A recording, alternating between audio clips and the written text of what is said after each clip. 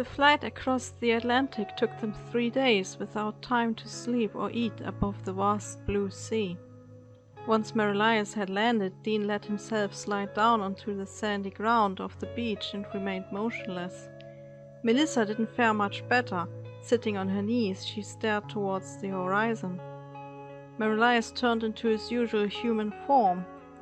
"If I were human, I would say my muscles are stiff from all the flying."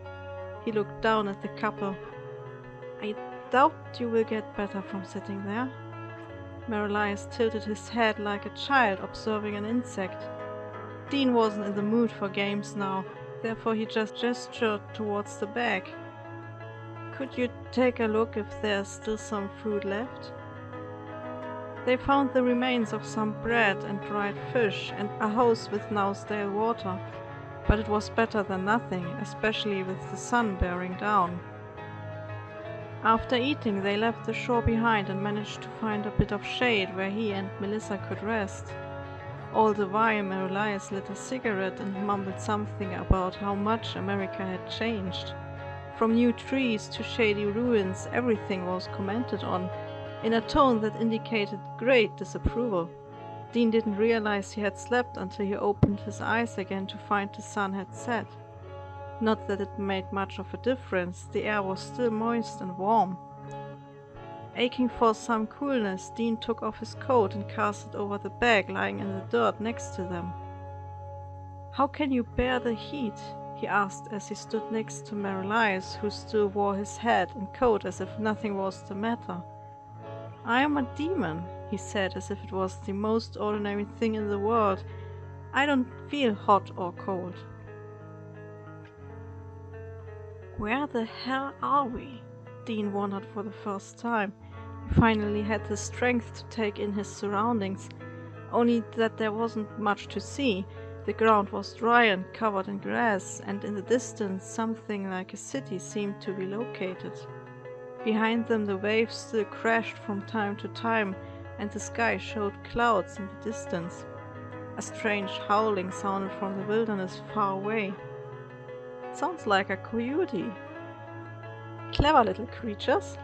Cleverer than most humans." Marius mused once again, smoking. He turned to Dean as he continued. "We need to get a horse." "Don't we have you?" Dean started joking again. "As much as I like to be your servant," Marius bowed mockingly, uttering an ironic "my lord.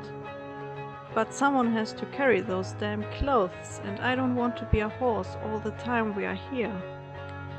"I didn't know we were here for the holidays."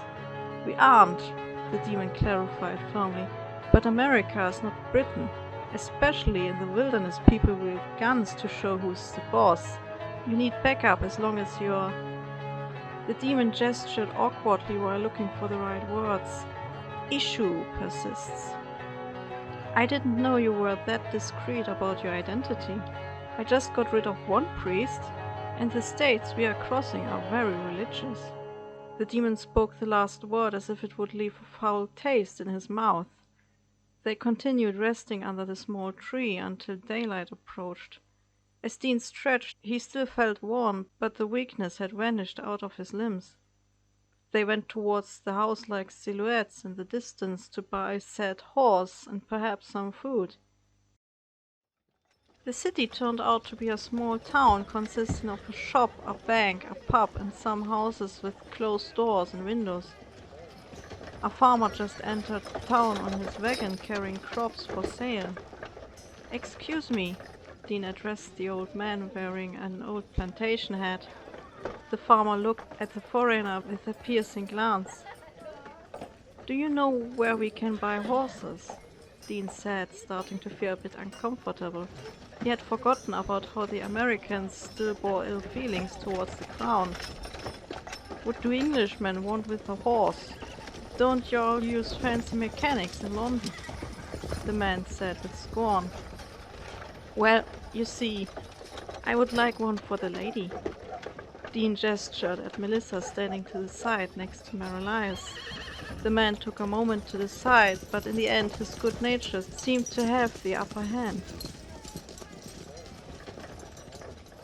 Old Frank has a farm not far out. Do yourself a favor, English. Hit the road, the man advised Dean before moving on. That is going to be fun, Dean muttered, disheartened. Before looking for the described farm, they entered the shop to see if there would be any useful resources. To Dean's surprise, the store had everything a citizen, traveling or not, might need. Groceries, farm tools, fabrics, even fishing poles could be found in the small shelves. Since it was still quite early in the morning, not many people had gathered, as the stools indicated had to be a daily ritual among townsfolk. Only another woman shared the room with them, buying flour, sugar, and other ingredients for cooking. "Look, they have real breakfast tea here," Melissa informed them in a longing tone. Dean shared the sentiment. He could use a nice cup of tea. Back then in his father's mansion it had been a morning ritual to enjoy a cup of the hot liquid. He took his eyes off the nostalgic product with difficulty and went to collect some cans containing tomatoes, beans, and other edibles. On top of that he bought a straw hat too, or would have bought. The man at the counter graciously informed him with a frown that America used dollars, not pounds. Quickly Dean went to the bank to change some of his pounds to the local currency, apologized for the inconvenience, and left the shop as fast as possible without running. "Can I get my cigarettes?" Marilee said from behind Dean, who still tried to make order in his bag. "I didn't buy—" He stopped as a package of cigarettes showed up among the things he had just bought. "When did you—" He started as Marilee snatched the pack out of his hand. "Thanks, mate." He grinned mischievously. "Don't you have your own money?" Dean shot back, annoyed, remembering that Marilee had said something about empty pockets when they had met. To his surprise, the demon now said the exact opposite, with another reason why he could not use any money. "I do, but how awkward would it be if we both pay separately?" Dean shook his head in lack of understanding. Taking the hat, he placed it on Melissa's head. "For me? You shouldn't have," she said, but her eyes sparkled at the gift. "The sun is burning here. I want you to be protected." Still looking at the gift, she bent to the side to give him a kiss on the cheek. "Thanks, Dean." They had to walk a while through the empty countryside to find Frank's farm. The small town had vanished from their sight by then, and Dean's back started to hurt from the heavy load. "Couldn't you have just summoned a horse?" Melissa asked. She probably had thought about it a great deal. Dean had seen her glances every time he had changed the angle of the bag. "It's not how it works," he explained. "I can summon elements and supernatural entities, but not wild animals or humans. Whatever I'd summon would be supernatural, and we don't want that in a place where we are outsiders already." Old Frank greeted them with a rifle. "Who are ya? What ya want?" He was a skinny man, wearing clothes that resembled the farmer from the town, consisting of a shirt, trousers, and worn hat. "We came to buy a horse," Dean rambled, eager to get the aim off of them. "Your friend sent us, a farmer. We met in town." The man lowered the barrel and examined the three strange people. He looked at them as if they had come from another world, and after interacting with the townsfolk, that clearly was partly the case. "Gregory sent ya?" Dean just nodded hastily before the old man would change his mind about them. Frank took them to the stables. He was obviously puzzled about how his friend could send strangers to him, yet knowing that it was his friend that had sent them made him a bit friendlier. "I only have one horse left to sell right now, but I must warn ya, he has temper." Dean could hear the horses whining through the entire stable, which only grew louder and wilder the closer they came. It was a beautiful horse, with a soft grey color slowly turning into brown towards the back. The shaggy mane was raven black. "He's beautiful," Melissa whispered, with her eyes glued to the enraged creature. "How much do you want?" Marilee suddenly cut in with the voice of an upper-class banker. "No one buys him, and I can't use him," Frank mused, weighing how much of a fortune he could possibly still make. Give me $10 and we have a deal. 20 and we get him with a saddle. They agreed with a handshake before Frank took off to get a saddle. Dean used the opportunity to speak his mind. What in God's name are you doing? I can assure you I am not doing anything in his name. Dean shook his head in annoyance. He really wasn't in the mood for the demon's games right now. He can't ride a horse like that. We have no choice. We need a horse, and this is the only one in the next 10 miles or so. And those cans start to weigh on you. Since when do you care about me personally? I care if you slow me down. We have a temple to find, remember? Merrill knocked with his fingertips on the young man's head, who almost burst while speaking. Dean should have guessed that his demonic companion only cared about the goddamn temple, not about them being somewhere on another continent who hated the British and waved around with their guns at every given moment. He shouldn't have taken Melissa with them. He should have asked Nessa if she would take care of his future wife. Frank came back a few moments later with a plain but sturdy-looking saddle. The horse was still out of control, kicking against the walls of the box, but Merrill paid the man, and thus the deal was done. You have American currency in your pocket, Dean commented, thinking on how the demon had let him run to the bank instead of offering to pay. It's one of my talents. I have every currency, Merrill countered carelessly. Trying to calm the horse, Frank made an attempt to open the door, yet the animal had other plans. It lashed out, kicking the door open, and jumped out of the box. Dean tried to approach it, but the stallion reared up. Before the hoofs could harm him, Melissa pulled him out of the horse's reach to the side. Thanks, love, he stammered with a racing mind. To his surprise, the horse suddenly calmed down upon approaching Merrill. The demon's expression showed he was as stunned as everyone else, perhaps even more. The half-smoked cigarette fell to the ground as the eyes followed the stallion's every move. Hesitantly he raised his hand to touch its flank, whereupon the horse stopped walking and just stood still. You're not angry, are you? Merrill spoke up, almost softly while caressing the stallion's mane. Just took the wrong path.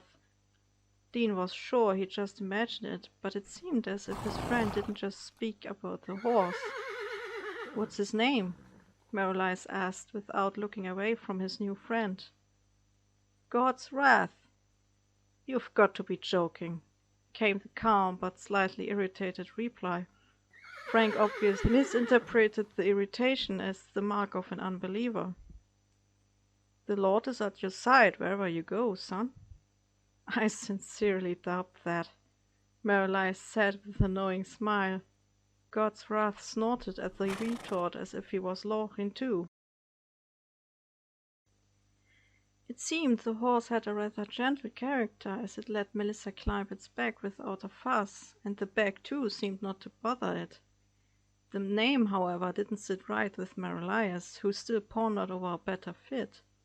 Feeling still exhausted from their 3-day journey, Dean and his fiancée decided to take shelter in the woods not far from Frank's farm. They still didn't know where they were, even if one of them was a supernatural entity, and the thought of asking for directions occurred to the young man. West was the main direction, and Merrill knew where the ancient Aztec temples could be found, yet the demon's memories of the area dated back a few centuries.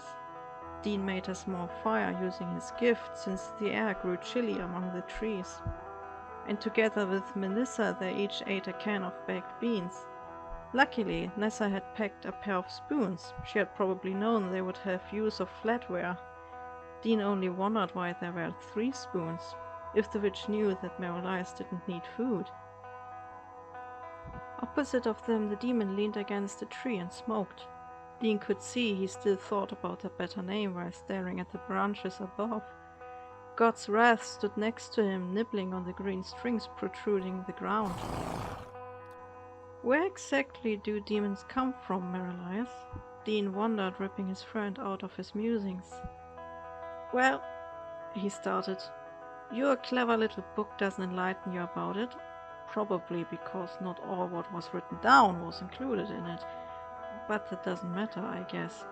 For God, he glanced upwards for the split of a second, he casts everyone into hell who displeases him.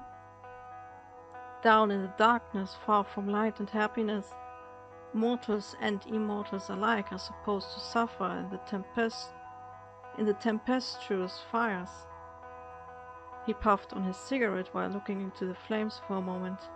The next time he spoke, his voice sounded distant, not at all like the Merolias he had known for the past days. Long ago, before the flood, angels called the Watchers had children with humans. Of course, those children weren't ordinary. They were part angel, so-called Nephilim. It was a sin, in God's opinion. He sent the flood to wipe them out. The Nephilim were cast into hell, taking on the mantle of demons in addition to the few angels that had fallen with Lucifer some time earlier. The Watchers, on the other hand, he imprisoned in the deepest, darkest pit inside the earth. Merolias was still looking into the flames as he finished speaking. Are you saying demons are not inherently evil? Merolias looked at Dean with his hazel eyes. Something unreadable lay in them. It was a penetrating stare, causing the man to shiver even if he sat close to the flames, and Melissa had fallen asleep in his embrace. There are creatures beyond redemption in this world. A shadow crossed the demon's face at the remark before he averted his eyes. He sounded a bit more like himself now. But he cast the rest of his cigarette into the fire. No one is born guilty, as well as no one dies an innocent man. Yet once you take the wrong turn as an angel, he pointed towards the ground, there's only one way for you to go. Bitterness had sneaked itself into his voice just before he finished speaking. Did you fall with Lucifer? Or were you a Nephilim? Dean didn't mean to push, but before he could stop, the question was already asked. You don't want to ruin your sleep with senseless stories now, do you? Back at his usual self, the half-cocked smile spread on Meroli's face. I think I have a name. Arman. Meroli glanced at the horse, but Arman seemed to sleep. It sounds nice. What does it mean? Hope? For a few seconds only the crackling fire kept the silence at bay, until the demon suddenly shook his head and scoffed. Look at me, talking about hope. Walking among you really has changed me.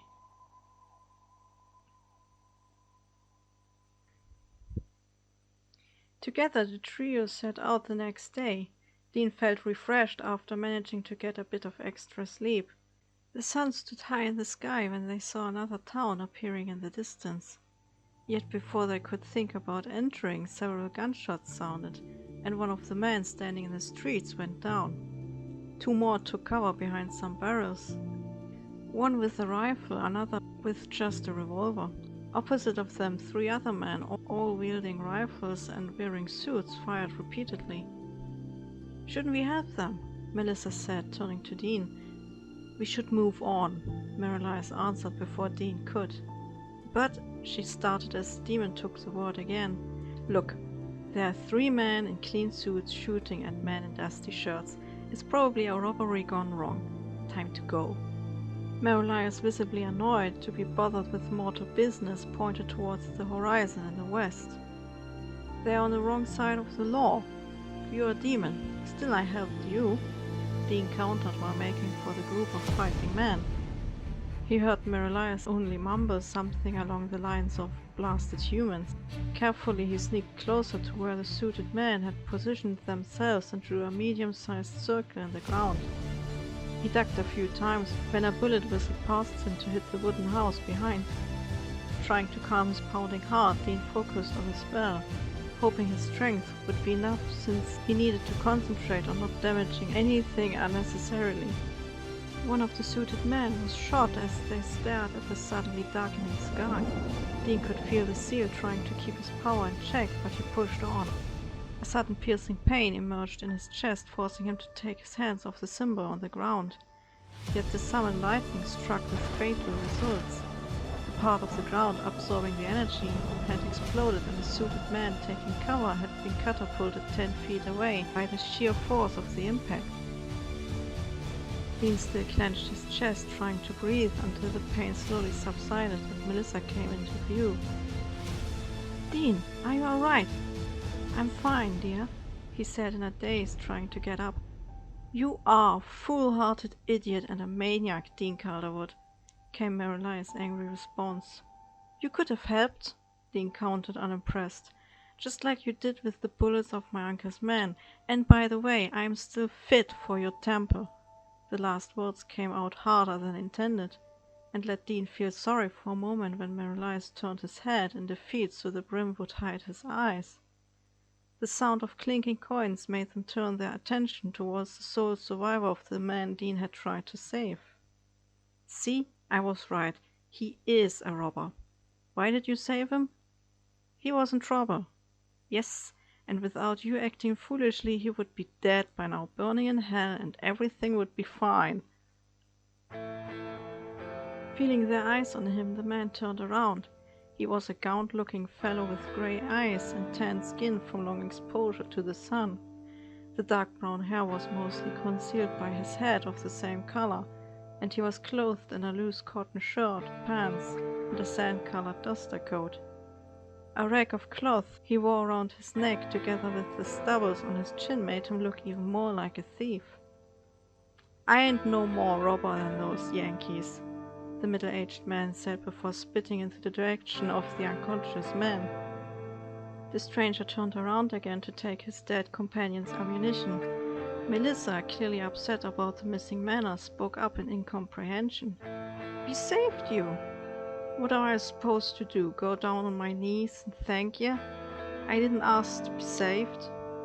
The man replied without interrupting his task. "That's why I never was in America after colonization. Too much ego, too much conflict, and too many people looking for the good life," Marily's commented dryly as the stranger searched the other dead man's pockets for money. "You can't take his belongings. He was your friend. You ought to bury him," Melissa continued, still angered. "He don't need them no more, and the people will take care of the coffin." The man nodded towards one of the houses being marked with the words "More Undertaker." Finished with plundering, the man turned to go. "Where are you going?" Dean called out. Slowly the man turned around in a manner suggesting someone had asked him the same question for almost an hour. "Look," he said, "thank you for your miracle, whatever it was, but I ain't interested in getting a whipping by staying." With long strides the man started walking, only to stop again when Dean called after him. "We could need someone to point the way." "We what?" Marily's exclaimed, shocked. "I'd rather travel with a cleric than this brat." Dean suppressed a chuckle at the desperate tone. "I bet this brat knows the Bible just as well." Dean knew Marily's wanted to add something, but shut his mouth when the cowboy came close again. "What, you hiring me, kiddo?"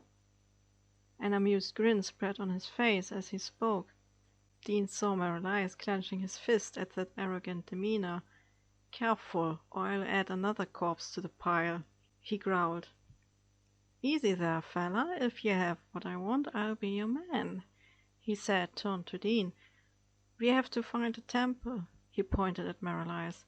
"My friend knows where, but we could use some help to get there, since we don't know where here is." "I won't demand payment up front, since if I die in the process it won't be of much use to me." He spit again from chewing his tobacco and tipped his head.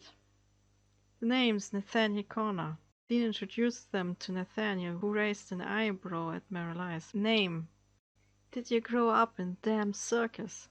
he asked with a cocky voice. "Do you really want to know?" Marily said in a chilly tone that made Dean worry about Nathaniel's safety. To his relief, Melissa was just as attentive and stepped between the two wranglers. "Why don't you go and get Arman?" With a last murderous glance, the demon turned to go.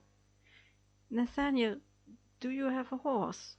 Melissa turned to the man whose confidence would even make a king jealous. "A free man with no horse is dead in this country. And by the way, you may call me Nate, sweetheart." Nathaniel winked with the click of his tongue at her. Dean had to fight to not punch him in his smug face for that.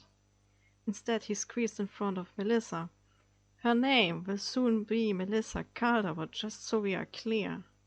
"Course, boss," Nathaniel mocked, tipping his head again before getting his own horse. Dean felt like an idiot, and that probably was the reason why Nathaniel had provoked him in the first place. "No wonder people want to kill him," he muttered under his breath,